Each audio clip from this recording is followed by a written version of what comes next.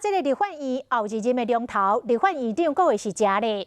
讲目前民进党内以尤锡坤甲蔡其昌的昆昌配可能性上悬。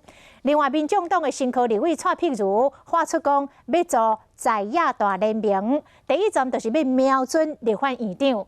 台北市长郭文泰嘛斗战声，结果去互民进党团的总调郭建明呛讲，这个立法院讲求的是专业，毋是靠白目逗号。立法院是讲究高度的专业的，不是白目有用的，好不好？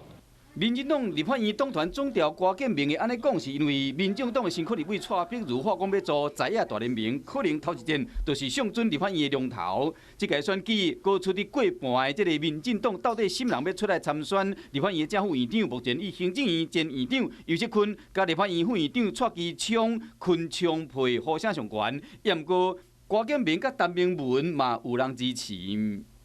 第一个要尊重蔡总统，蔡总统对于选后等政治布局以及人事安排的布局。第二个尊重就是尊重党团。来寻求您的支持了吗？没有啦，没有，因为我已经没有选票了。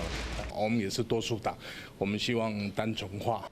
继续在野国民党面对蔡碧如提出的在野大联盟，表示乐观其成。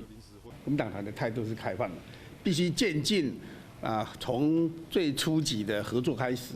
陈明忠表示讲，国民党团一定会推出正副院长的人选。新国会将伫2月7日报道，迄天就是正副院长的投票日。政论之间要安怎瞧，每一党拢有无共款的拍算。